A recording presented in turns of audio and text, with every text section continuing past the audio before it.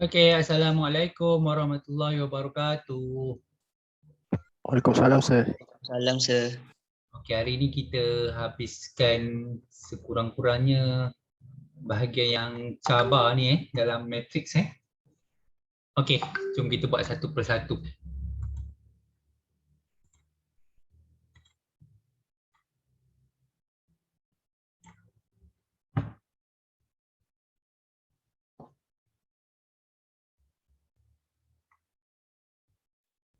Okey, satu kejohanan maraton mempunyai 128 orang peserta.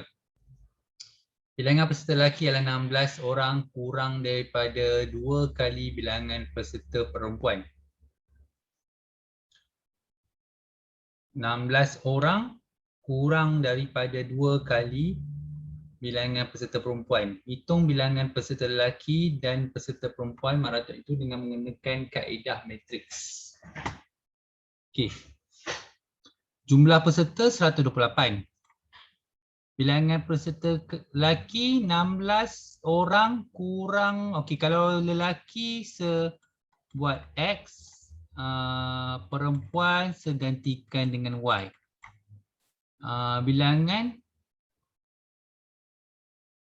okey, bilangan kita 16 kurang daripada 2 kali. Okey, kalau ni 128 ni bermaksud lelaki tambah perempuan sama dengan 128. Okey. Lepas tu bilangan peserta lelaki 16 orang kurang daripada 2 kali bilangan peserta perempuan. Okey, maksudnya peserta perempuan kena tolak kalau sebuat ni macam terbalik pula. Okey.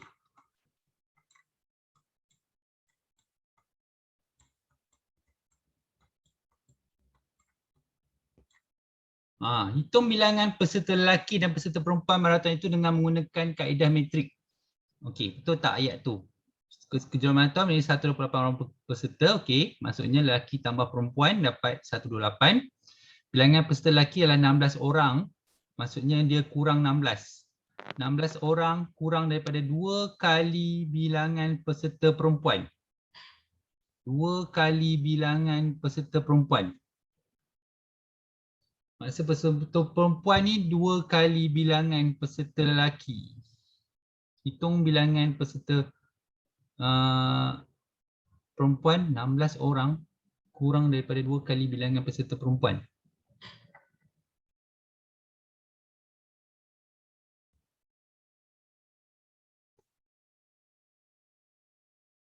Betul tak tu? Agaknya betul. Saya rasa dia bagi jawapan lelaki dan perempuan kot.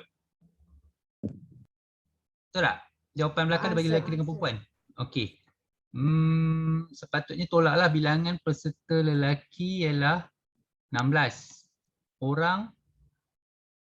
Bilangan peserta lelaki kurang 2 kali bilangan peserta perempuan. 2 kali bilangan peserta perempuan. Ada siapa-siapa ada idea lain tak sebelum kita teruskan? Saya rasa dah betul dah. Ke ada idea lain?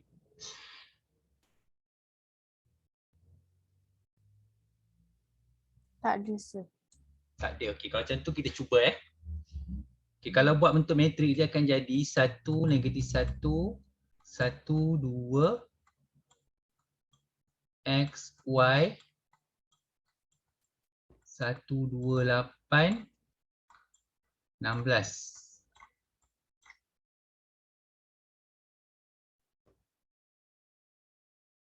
Okey. So kita nak pindahkan ke sebelah. A, B, C, D. 1 AD tolak BC, D, A, negatif B, negatif C, 128 darab 16. 128 16. So XY AD iaitu 1 darab 2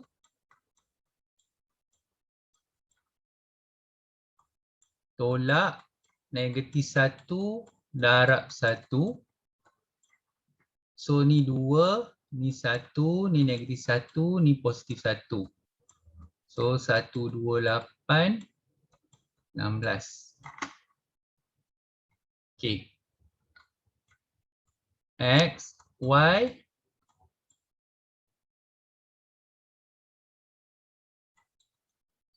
Okay, 2 tambah 1 dapat 1/3.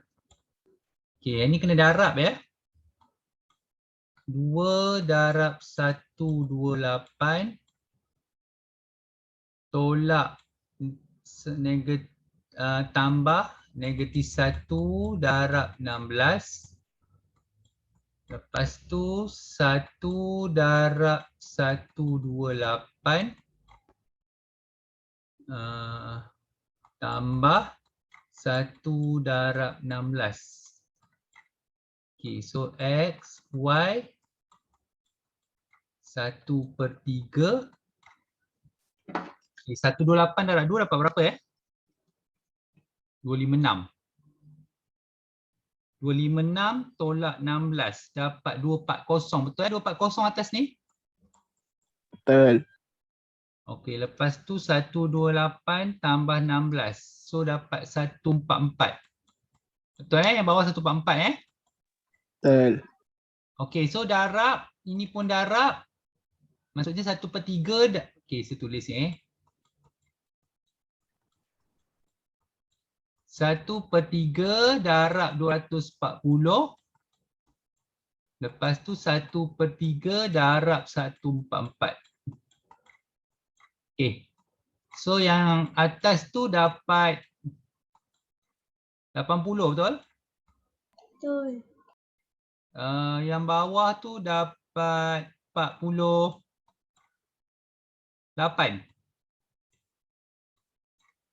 48 kan? Masuk. So jawapan apa dia bagi? Lelaki berapa, perempuan berapa? Laki 80, perempuan 48. Alright. Okay. Saya rasa ramai yang akan confuse kat sini kot. Sebab kalau lepas-lepas tak adalah soalan matrik disuruh buat ayat macam ni. Jadi maksudnya sekarang ni saya nak korang bersedialah dengan untuk periksa nanti. Macam mana nak buat ayat. Okey, macam ni lah. Kalau sir, okey, dia tahu dalam satu kejohanan mesti fikir satu lelaki dengan perempuan kan. Kalau matrix mesti korang kena faham yang ada 2 lapis. Kena ada 2 lapis dulu baru boleh buat matrix. Okey. So understood dah yang pertama ni X tambah Y. Okey, settle. Okey, yang kedua ni. Bila ada nombor ni mestilah ada untuk sama dengan. Jadi sebab kalau kau perasan saya baca tadi, bilangan peserta lelaki kurang dari 2 kali bilangan peserta perempuan. Sebuang ayat yang 16 tu. Sebab 16 tu saya nak buat sama dengan. Okey, maksudnya bilangan peserta perempuan. Okey. Okey, bilangan peserta perempuan 2 kali bilangan peserta lelaki. Dan ada ayat perkataan kurang. Peserta lelaki tu kurang. Bila kurang tu kita tahu akan ada maksud tolak dekat situ. Okey. Semua faham ataupun ada soalan nak tanya? Faham. Okey semua? Seteruskan Boleh? Boleh. Tolong kalau terlupa cara darab ke apa, tolong bagi tahu saya. Kalau tidak saya teruskan je.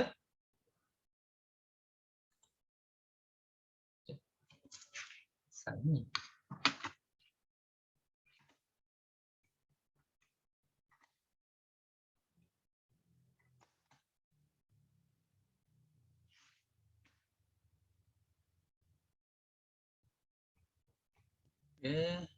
Pasal ni.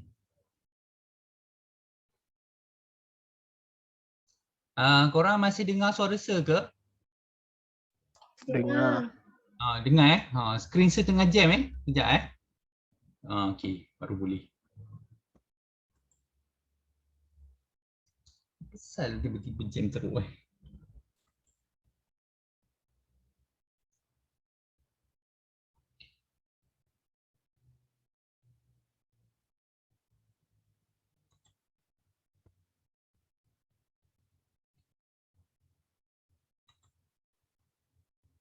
Okey, kita pergi ke soalan 13.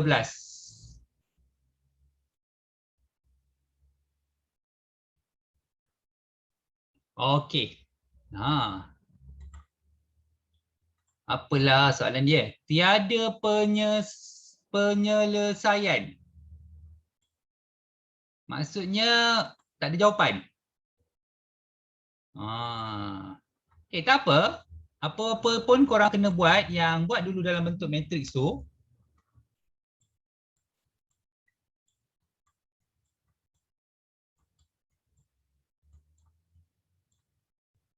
Okey, lepas tu dia bagi QX tolak 2.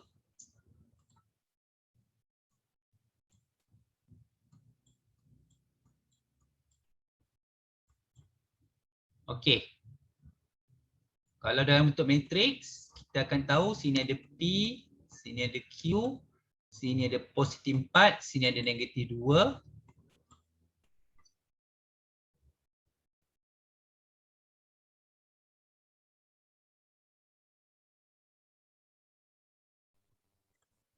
Okey. X, Y, 10, 1. Okey, macam biasa juga, korang akan buat benda yang biasa juga, pindahkan ke sebelah semua, jadi kena songsangkan nanti. Okey, kalau memang kalau daripada dulu biasakan tulis formula ni sebab dah terbiasa. AB, AD tolak BC.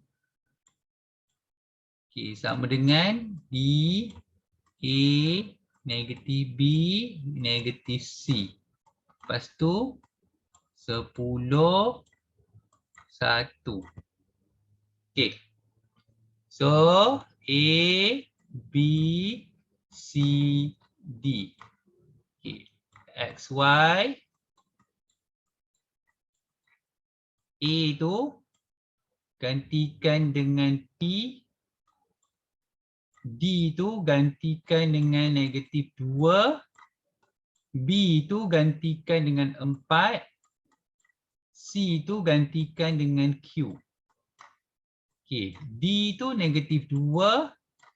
Lepas tu D, A ganti dengan P, negatif 4, negatif Q. So 10, 1. Okey. Ringkaskan lagi.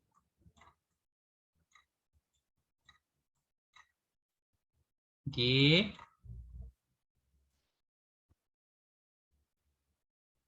Apa berlaku? Korang akan dapat negatif 2P tolak 4Q. Okey, sama dengan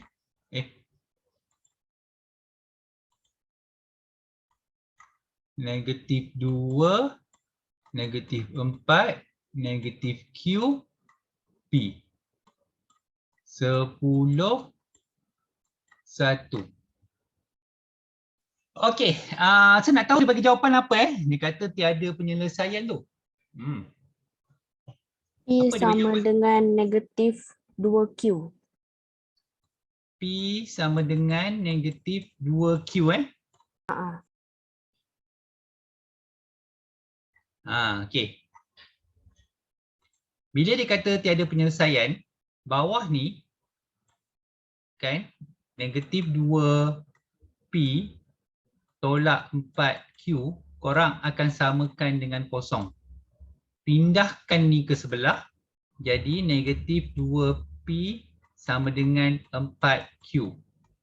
Pindahkan negatif 2 ke sebelah, P sama dengan 4Q bahagi negatif 2. So P sama dengan negatif 2Q.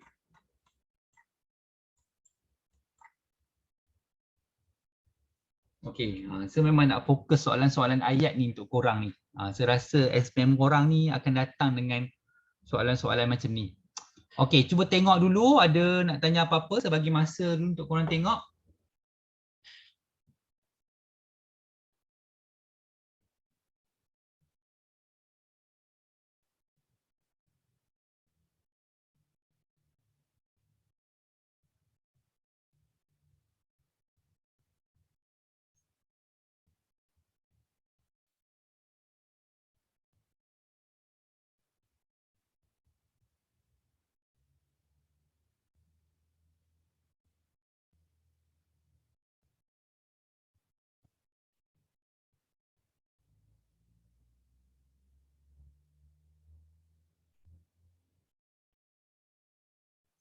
Okey, ada soalan nak tanya? Dia memang kena ambil yang bawah tu sir. Sebab kalau disebut tiada penyelesaian ni, maksudnya dia macam kalau korang tengok, cuba korang tekan calculator. 1/0. Dia tulis math error kan kat calculator korang kan? Tu maksudnya tidak tertakrif. Dia nak bagi tahu kat sini ayat dia tidak tertakrif. Tidak tertakrif. So tertakrif. So kat bawah ni adalah 1/0. Maksudnya sini adalah sama dengan kosong. Okey. Boleh faham? Boleh sir. Okey, kena sebab tu saya rasa kita kalau ada macam tu bab hari tu pun ada soalan ayat, yang ni pun ada soalan ayat. So yang bab yang ubahan langsung semua tu korang kena fokus kat soalan ayat tu juga. Yang ni pun fokuskan kat soalan ayat ni juga. Nanti bila tiba waktunya sedah dapat contoh kertas SPM, kalau betul ada soalan ayat, kita dah ready. Okey. So saya harap korang biasakanlah fokus apa yang saya cakap ni. Jangan risau yang form 4 tu dulu. Risau yang form 5 dulu. Yang form 4 insya-Allah ada masa kita akan buat yang form 4 pula. Fokus yang form 5 dulu. Okey. Okey, saya teruskan Okey. Alamak, mana saya nak tulis ni? Memandangkan Faris punya soalan ni. Faris. Kau punya soalan ni, bukan saya punya ni. Okey. Faris mengambil satu kursus di sebuah kolej. Dia telah mendaftar 3 subjek bagi semester pertama. Markah keseluruhan setiap subjek dikira berdasarkan markah sebahagian latihan dan peperiksaan mengikut peratusan setiap bahagian. Okey. Jadual 1 tunjukkan markah yang diperoleh oleh Faris bagi setiap bahagian dalam semester pertama. Okey. Jom kita tengok. Jadual 2 tunjukkan peratusan bahagian dalam penilaian markah keseluruhan. Wakilkan maklumat di atas dalam jadual 1 dan jadual 2 dalam bentuk matriks. Ini jadi matriks macam mana ni? Itu markah keseluruhan pada semester pertama dengan menggunakan kaedah matrik. Tentukan subjek yang terbaik pada semester pertama. Maksudnya dia akan matriks 3 Dia akan pakai matriks 3.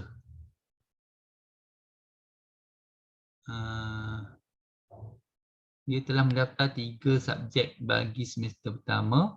Markah keseluruhan bagi setiap subjek berdasarkan okey. Betul ke kalau dibagi jawapan matriks tu 3 baris? Kalau ikutkan 3 baris ni. Sekejap, tak apa, biasa yang tengok. Bab 2.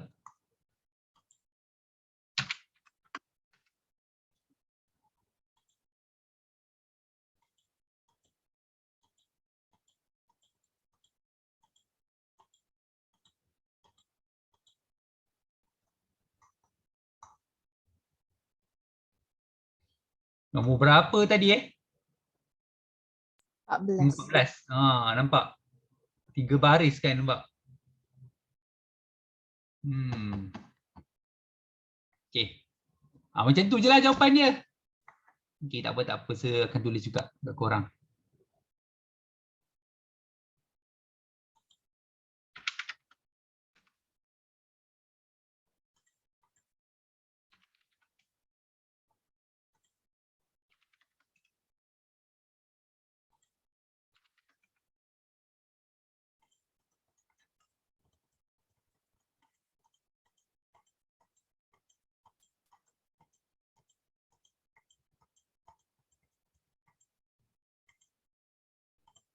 Okey, untuk soalan 14 ni, okey, kalau bentuk matriks untuk jadual yang satu ni dia tulisnya ni lah 80, 70, 60,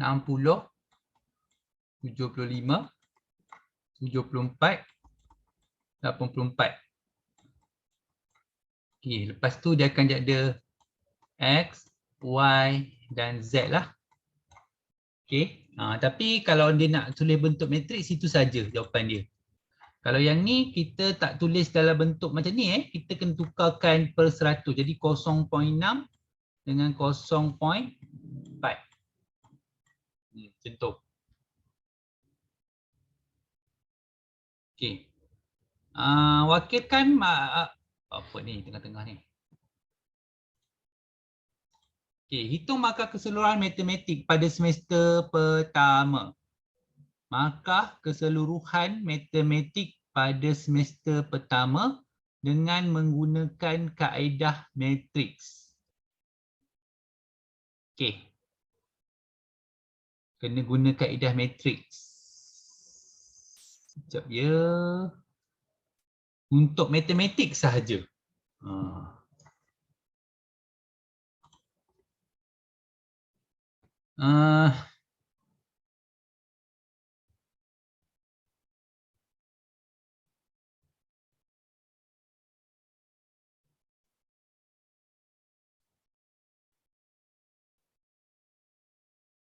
So 80,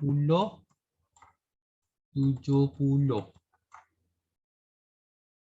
Darabkan dengan 0.6, 0.4.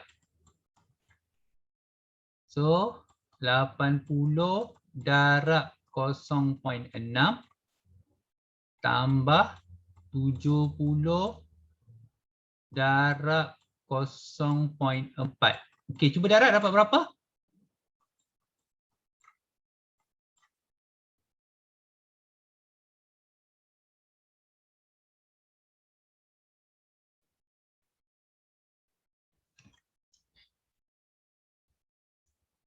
RM76. 76. Betul tadi dia bagi jawapan 76 kan?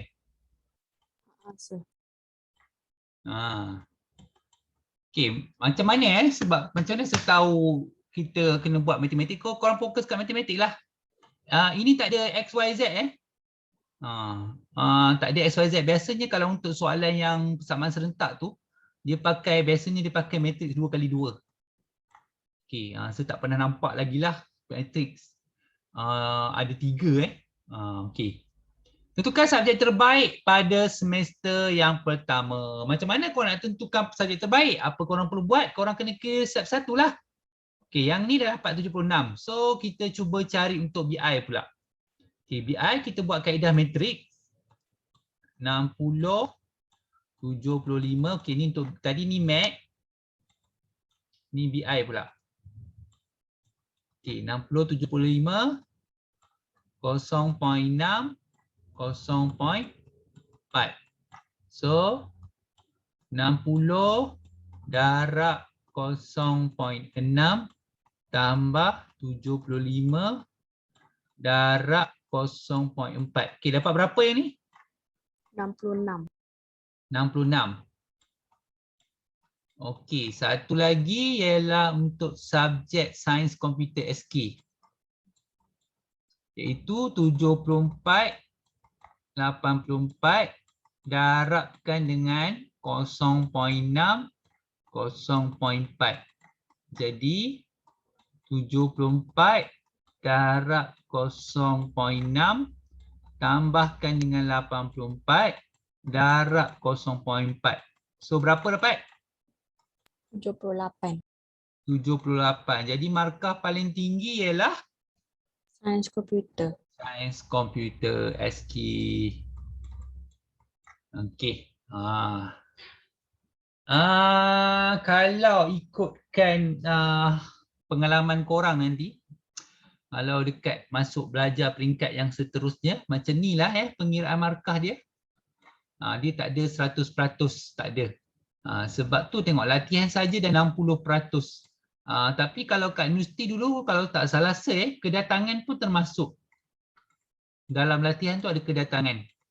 Kedatangan, kuis. So peperiksaan hanya 40% saja. Sebab itulah ada setengah kes, macam ada satu kes tu saya pernah saya terlupa. Jangan ikut saya terlupa final exam dia. Final exam dia 40% je. Tapi sebelum final tu saya dah ada markah yang ni. Saya dah dapat full mark lah kat atas tu. Jangan ikut perangai saya, terlupa tarikh.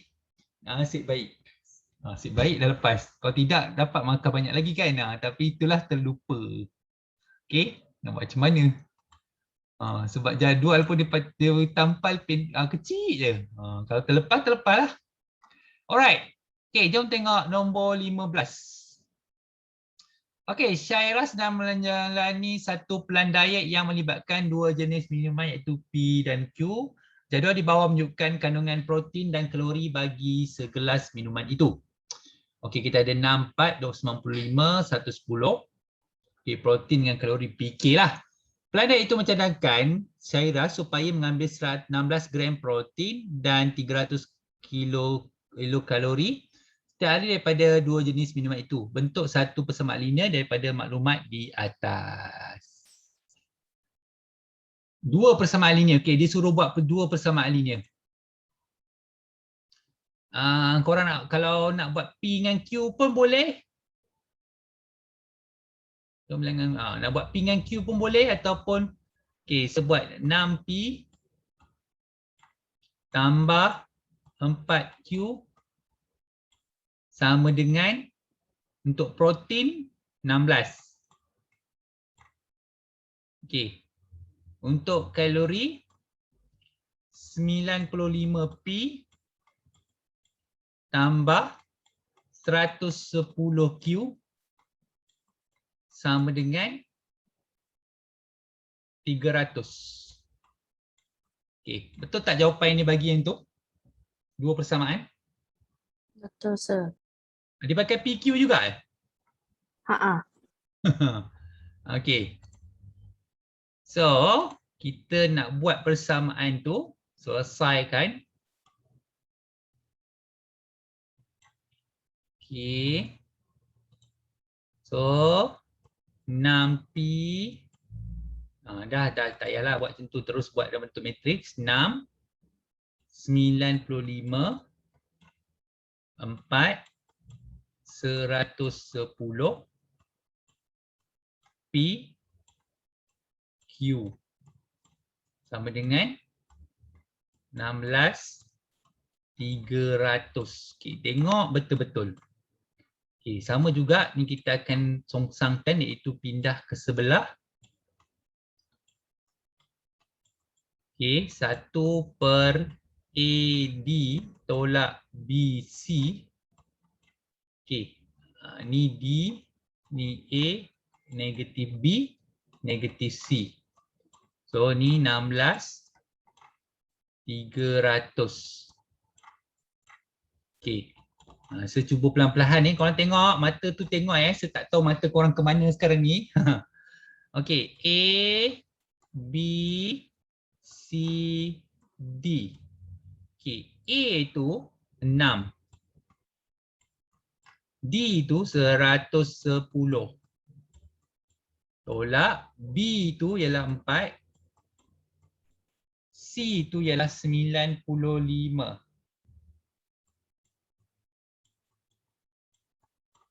Okey. D 110. Lepas tu A 6. Negatif 4. Negatif 95. Lepas tu 16 300. Okey, seringkaskan lagi. 1/660 tolakkan dengan 95 kali 4 berapa? 380, betul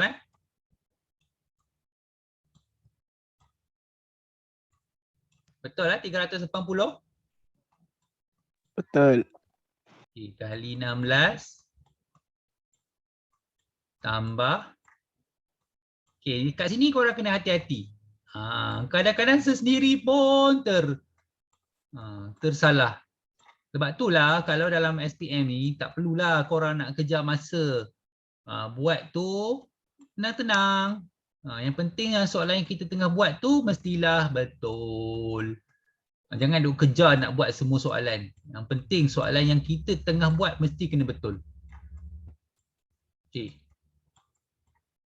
Alright. Okay. 660 tolak 380 dapat berapa? Tolong. 280. 280 Okey, yang ni yang atas berapa tinggal? Selesaikan? 560. 5. 60. Yang bawah? 280. 280. Okey. Jadi, jangan lupa PQ ni jangan lupa sentiasa tulislah. Sebab saya tak tahu pemeriksa korang ni macam mana nanti ni. Okey. Darabkan dengan 560. 1 darab 280 darabkan dengan 280. Jadi P korang akan dapat 2. Q korang akan dapat 1. Bermaksud P sama dengan 2, Q sama dengan 1. Betul tak dia bagi jawapan? Betul. Okey. Jangan biar jawapan sampai sini pastikan tulis jawapan sampai sini. Pastikan. Yang saya tengah tunjuk korang ni teknikal membuat soalan dalam SPM jadi ini cara dia kalau nak buat dalam SPM. Nak pastikan korang buat dengan tenang dan pasti senang nak tengok check balik. Okey, sebagi masa seminit untuk korang tengok dulu.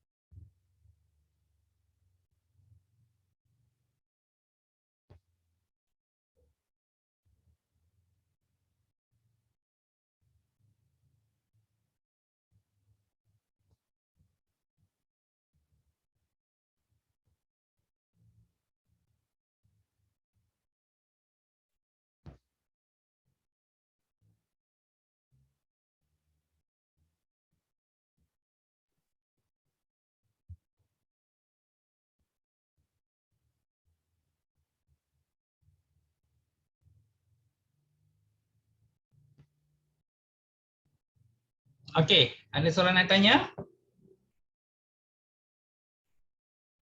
Tak ada, sir. Tak ada saya teruskan Okey.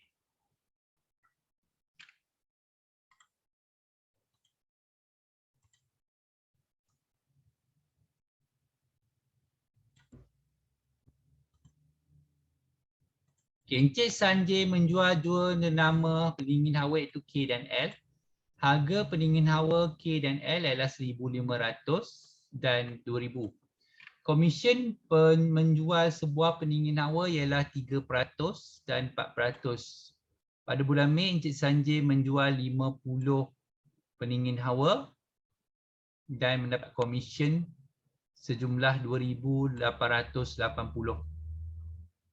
Okey, hitung bilangan pendingin hawa K dan L yang dijual dengan menggunakan kaedah matriks.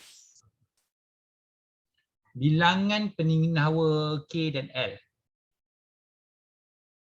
Okey, komisen pula dia bagi 3 dengan 4%.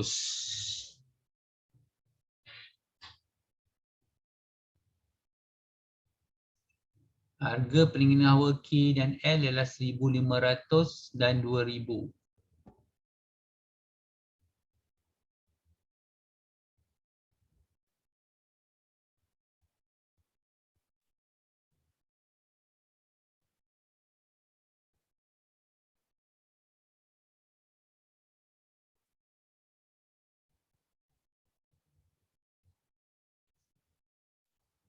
Okey, 50 unit ni K tambah L kan?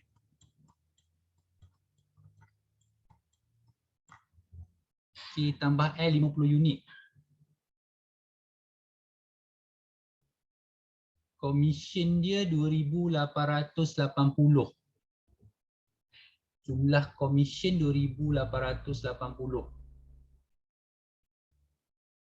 Okey, yang ni K kena tukar kepada 0.3, L kena tukar kepada 0.4. Alright. Okey.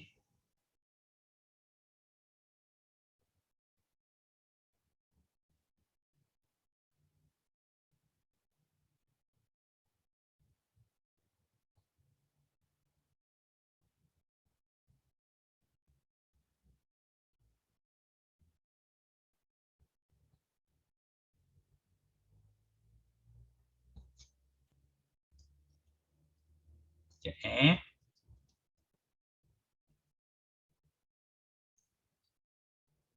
Kalau sedarabkan dengan 1,500, yang ni korang dapat 450 RM. Commission untuk K, tak tahu ini sebiji satu biji. Kalau yang ni darabkan dengan 2,000, korang dapat berapa? 800 800. Okay. Itu untuk sebiji. Jadi, saya nak buat persamaan 450 darab K tambahkan dengan 800 darab L, korang akan dapat total commission dia 2,880. Sir, Betul tak? Sir. Ya, ya. Kenapa 0.3 bukan 0.03 ke? 0.03. Asal besar sangat ya. Okey, betulkan balik berapa tadi? Okey, sorry. Okey, saya betulkan balik Ni 0.03 darab. Padamlah balik. Apalah. Kita salah titik perpuluhan Okey.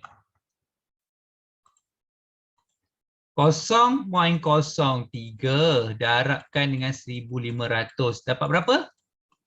RM45. Kali ber. Ni untuk K, untuk L 0.04 darabkan dengan 2,000. Dapat RM80. Betul Maksudnya 45 K, berapa biji K kita jual tak tahu, tambahkan dengan 80, berapa biji L kita tak tahu. Jumlah komisen dia 2,880. Okey, boleh kecilkan tak? Boleh bagi berapa ni? Boleh bagi 5 Okey, kalau boleh kecilkan. So 9K tambah 80 bagi 5 dapat berapa? 16. 2,880 bagi 5 dapat? 576. 576. Okey. Sebelum saya teruskan, setakat ni korang faham? Setakat ni. Okey, kenapa sebab saya tukarkan peratus ni? Sebab kat sini tak ada peratus yang lain dah. Dia hanya ni je. Jadi kalau korang tengok dia direct, korang boleh cari terus kan dia punya commission. Kan? Betul tak? Korang boleh cari terus dia punya commission, betul tak? Pasal tak korang boleh cari terus dia punya commission. Sebab tu saya terus cari. Lepas tu alang-alang tu dia dah bagi jumlah commission. So kalau korang cari itu dia adalah saya tambah dapat 2,880. Lepas tu dia jual 50 unit bermakna K tambah L sama dengan 50 unit. Okey. So korang nak buat terbalik pun boleh, yang ni duduk atas. Macam terbalikkan ke atas pun boleh, tak ada masalah. Okey. Kalau terbalikkanlah buat macam ni. Terbalik pun tak ada masalah, biarlah. Okeylah, nanti nak tulis balik. Okey, 9, 1, 16, 1 sama dengan KL dulu. KL.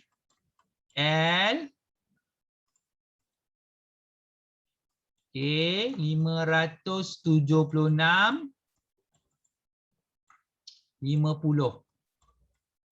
Okey, so sekarang ni korang kena pindahkan yang ke sebelah jadi songsang lah. So KL sama dengan 1 per AD tolak BC. Lepas tu yang ni DA negatif B negatif C. Okey, 576, 50. Okay, so K, L, A, B, C, D. So A dia ialah 9, D dia ialah 1, tolak 16 darab 1. D dia ialah 1, 9, negatif 16, negatif 1. Okay, lepas tu 576, 50. Okey. Tolong ringkaskan yang bawah tu dapat berapa? 9 darab 1 dengan 16 darab 1 tu tolak dapat negatif berapa? 7. Negatif 7. Okey, nak ringkaskan ni pula. 1 darab 576 tambah negatif 16 darab 50. Okey, yang bawah pula negatif 1 darab 576 tambah 9 darab 50. Okey, KL 1/7 negatif. Okey, yang atas dapat berapa? Negatif 384. Negatif 384. Yang bawah? Negatif 36. Negatif 36 Ah, 36. 36.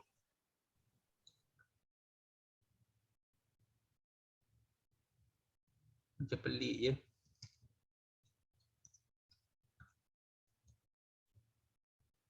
Takkan dapat perpuluhan. Dia bagi nilai K berapa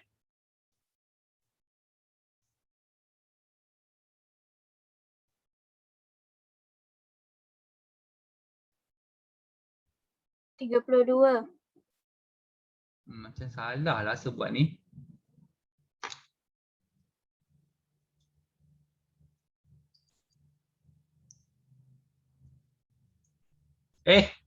Betul ke tolak tu? Tadi Atas tu negatif 224 kan? 224 lah. Negatif 224. Yang bawah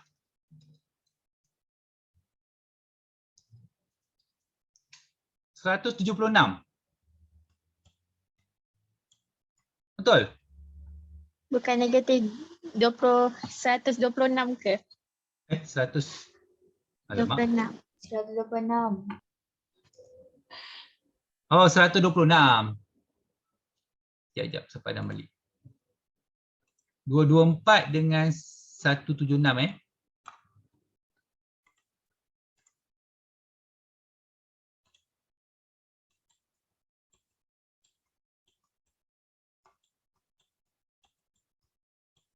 Okey. 176 ke 126 ke? 126 126 Ha. Betul? Okey, okey. Okey, KL. Apa K4 ni? Hasil tulis 4 je. Okey, negatif 1/7 darab negatif 224 Yang bawah tu negatif 1/7 darab negatif 126. Okey, yang K dapat berapa? 32. Yang L 18. 18. Okey, betul jawapan K 32, L 18.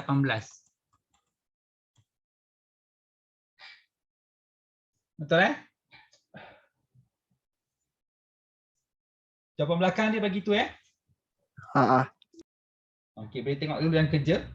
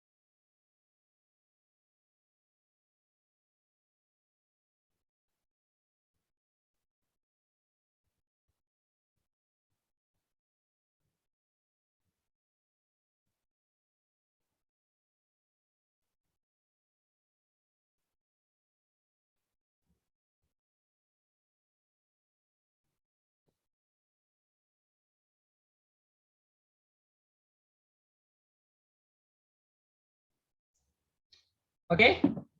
Boleh faham, ada nak tanya?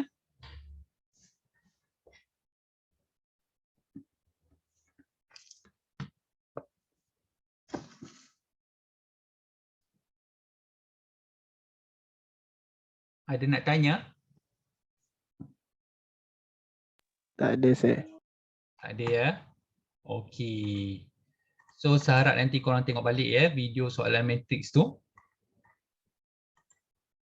Okey. Okey, ni kalau yang soalan insurans ni lebih kepada soalan ayat Kita setengok je dulu dia punya soalan permulaan dia.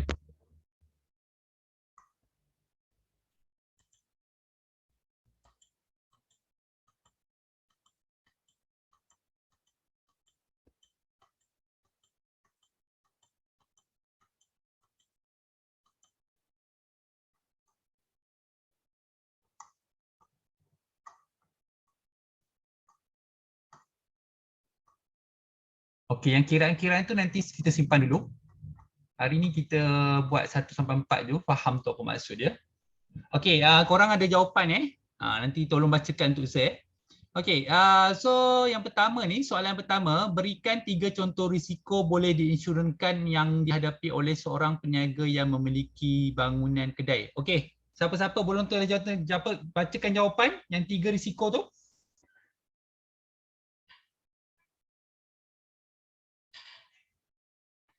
Risiko kecurian harta benda dalam kedai yang dimasuki pencuri.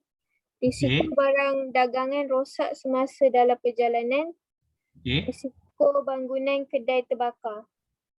Okey, itu biasalah kalau yang bangunan kedai terbakar tu dia termasuk juga kalau rumah Okey, biasanya kalau sesiapa yang beli rumah perumahan lah, rumah-perumahan dalam rumah perumahan tu kita akan insurans tu termasuk juga kita akan bayar pinjaman tu, termasuk juga kita akan bayar insurans. Dalam insurans tu memang kebakaran lah, contohnya kebakaran. Tetapi biasanya orang tak insurankan rumah tu. Kalau kata dia buat pinjaman 35 tahun tu, biasanya dia tak akan buat pinjaman sampai 35 tahun lah, mungkin 20 tahun ke. Mungkin lah. Okey, lepas tu kalau korang perasan, insurans barang rosak semasa penghantaran, betul? Betul tak tadi? Yang kedua tu kan? Betul. Betul kan? Okey, kalau siapa-siapa yang peminat Shopee kat sini, Shopee, Lazada, biasanya Shopee lah. Kalau Shopee ni, kalau kita beli barang tu sampai ke rumah kita, sebab itulah kita bila barang sampai, kita kena cepat-cepat buka. Bila barang tu sampai dan kita buka dan ada kerosakan. Okey. So bila buka dan ada kerosakan, bermaksud di situ akan ada masalah di pihak penjual ataupun di bahagian penghantaran. Jadi kalau saya bukannya promoter Shopee, jadi sebab saya biasa membeli, jadi kalau ikutkan pengalaman saya, kita boleh menuntut balik pembayaran. Kalau contoh, kalau kotak tu rosak pun boleh tahu. Kalau kita ni kotak kemek, kita boleh bagi tahu dekat seller tu, sepatutnya kita boleh tuntut juga. Sebab kita expect sampai dalam keadaan yang bagus. Tapi kalau barang tu rosak, memang kita boleh tuntut. Biasanya dia akan bagi buat pembayaran dalam tempoh tak salah lah, paling lama seminggu. Biasanya memang boleh dapat pun kalau barang tu rosak, memang kita akan dapat balik duit. Macam saya ada 2 kali kot saya beli barang-barang rosak. Jadi dia memang memang saya dapat cepatlah 3 hari dah dapat duit. Tapi barang tu kena hantar dekat mana-mana tempat. Contoh kalau JNT yang hantar, kena hantar kat JNT balik. Maksudnya kita tak payah nak bungkus balik, hantar je balik. Nanti dia akan uruskan hantar balik ke ni. Tak tahulah dalam setengah-setengah keadaan kena bungkus balik. Tapi kalau yang sebelum ni saya cuma bagi tahu je, kalau barang rosak setengah-setengah tu, kalau dia tengok dalam gambar dah rosak, dia tak minta pun kita pulangkan balik, dia refund balik. Itu contoh insurans lah. Sebab itulah dalam pembelian kat Shopee ni terutamanya memang dah kata boleh dikatakan diinsurankan lah barang-barang yang kita beli. Contoh Shopee lah. Kalau saya memang peminat Shopee. Saya tak tahu lah kalau ada kat sini peminat Lazada ke kan. Okey. So tengok soalan yang kedua. Mengapakah prinsip indemnity penting dalam kontrak insurans? Okey, siapa tolong bacakan jawapan? Untuk memastikan pemegang polisi berada dalam kedudukan kewangan yang sama seperti sebelum kerugian berlaku. Oleh itu, pemegang polisi tidak boleh mengauk keuntungan daripada pembayaran pampasan kerugian tersebut. Okey. Kita ambil insurans tu bukan untuk kita mendapat keuntungan. Insurans ni hanya membantu kita untuk mengurangkan bebanan apabila berlaku sesetengah kecelakaan. Kan contoh kalau kau ambil insurans yang biasa korang ambil, yang biasanya ada kat pasaran ni, yang biasanya medical card kan. Contoh kalau kita sakit, kita dimasukkan ke wad. Insurans ni kalau kita nak aktifkan dia, kita kena masuk ke dalam wad, bukan setakat pergi cek ke tak, dia masuk dalam wad barulah kita boleh claim. Dia tidak menguntungkan pun sebab nanti kita kena nanti dia orang akan buat pengiraan dengan pihak hospital yang kita masuk. Contohnya kalau kita masuk Columbia Asia ke, pihak Columbia Asia tu akan tuntut dengan insurans tu. Ada setengah-setengah insurans kita kena bayar dulu, lepas tu nanti kita claim balik daripada tempat insurans tu. Tak lama pun pembayaran tu dia akan bayar balik kat kita balik kita punya claim tu. Berapa ribu pun kita bayar. Tapi kalau yang besar kita tak perlu bayar. Ada setengah-setengah hospital ni, hospital swasta ni, kita tunjuk je kad, dia bagi kita masuk, nanti dia claim sendiri. Berapa banyak pun nanti dia claim. Tapi ada had untuk setahun. Kalau tak salah saya contoh, adalah had dia berapa, 1 tahun tu berapa juta ke, berapa ratus ribu ke, ada had untuk setahun yang kita boleh pakai. Tapi kalau korang masuk berkali-kali dalam tempoh setahun, melebihi had, maksudnya korang dah tak boleh claim dah. Mungkin kena guna yang tahun depan punya pula. Tahun depan pula baru boleh claim. Okey, tu contoh insurans tu lah. Okey. Tengok soalan ketiga, apakah perbezaan insurans kemalangan diri, insurans hayat dan insurans perubatan kesihatan? Okey. Tolong bacakan siapa-siapa?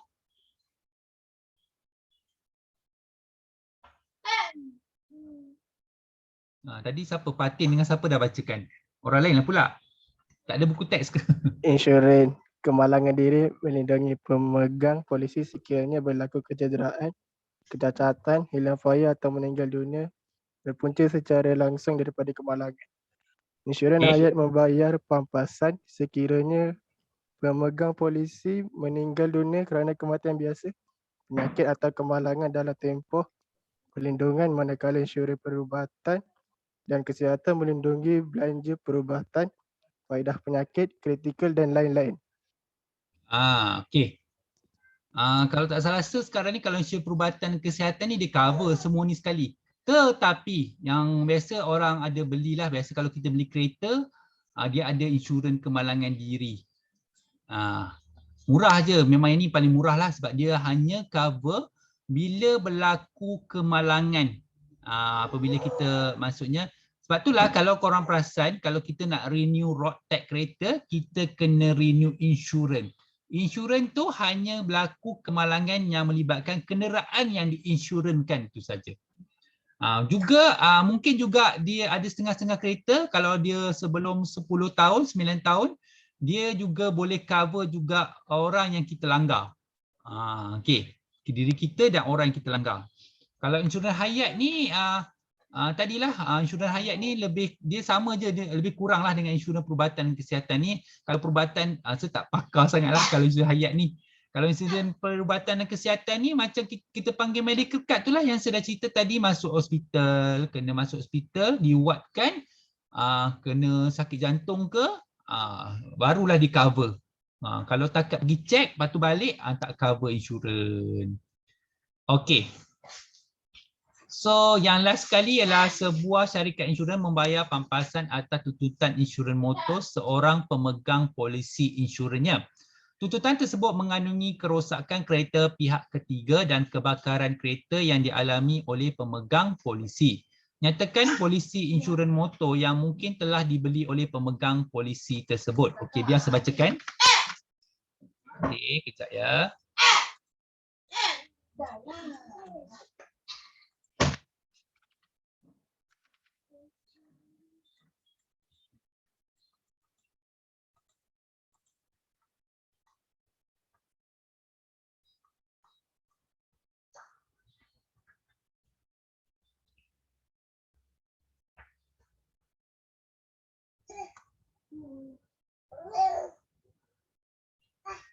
Ni cukai.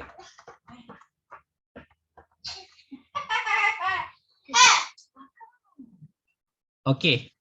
Polisi pihak ketiga, kebakaran, kecurian dan polisi komprehensif. Okey. Kita tengok balik. Polisi pihak ketiga, kebakaran dan kecurian atau polisi komprehensif.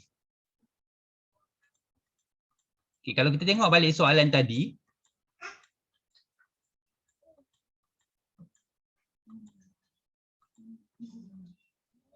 sebuah syarikat insurans membayar pampasan ataupun tuntutan insurans motor seorang pemegang polisi insurannya. Tuntutan tersebut mengandungi kerosakan kereta pihak ketiga dan kebakaran kereta yang dialami oleh pemegang polisi. Nyatakan polisi insurans motor yang mungkin telah dibeli oleh pemegang polisi tersebut. Okey, kalau korang perasan tadi dia bagi untuk semua sebab maksudnya dia cover semua sekali.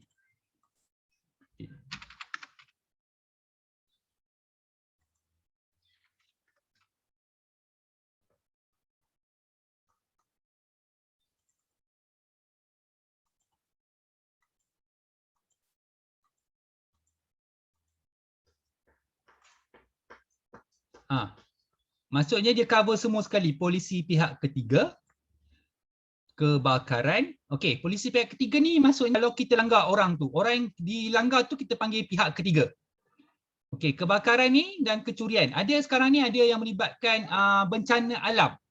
Dalam polisi insurans tu termasuk juga bencana alam. Maksudnya kalau korang tambah lagi mahal lah. Okey, bencana alam ni kalau kawasan-kawasan yang kerap banjir sesuailah pakai. Okey. Kebakaran, lepas tu polisi komprehensif ni yang dia cover semua sekali. Okey, maksudnya diri kita dan pihak ketiga juga. Okey, sebab itulah dia tulis atau adakah di cover ni yang ni ataupun polisi komprehensif. Kalau korang tulis polisi komprehensif saja pun boleh ni. Jawapan dia sebab dia mewakili ketiga-tiga. Okey. Saya rasa saya tak nak masuk lagi bahagian soalan yang tu sebab yang lain tu yang macam ada kira-kira juga kita kena kira. Nanti kita ke soalan 5, 6, 7, 8, 9, 10, 11. Okey, untuk dua bab yang bab 3 dengan 4 ni bab yang tak pastilah membosankan ke Sebab nanti korang akan gunakan dia dalam alam pekerjaan lah. Sebab yang ni insurans. Yang seterusnya nanti bahagian percukaian. Okey, saya akan cubalah terangkan korang macam contoh jawapan-jawapan yang dia bagi ni, saya akan cuba terangkanlah apa yang saya tahu untuk pengetahuan korang lah. Okey, untuk next class kita akan cuba habiskan 2 bab tu, bab 3 dengan bab 4. Sebab dua-dua tu sikit je pengiraan dia dan banyak sangat dia punya penerangan yang perlu dibaca kalau korang tengok jawapan tu ya. Okey, so hari ni kita habis awal sikit. So nanti boleh rehat dulu. Oh ya ke? Korang kena cucuk ya Khamis?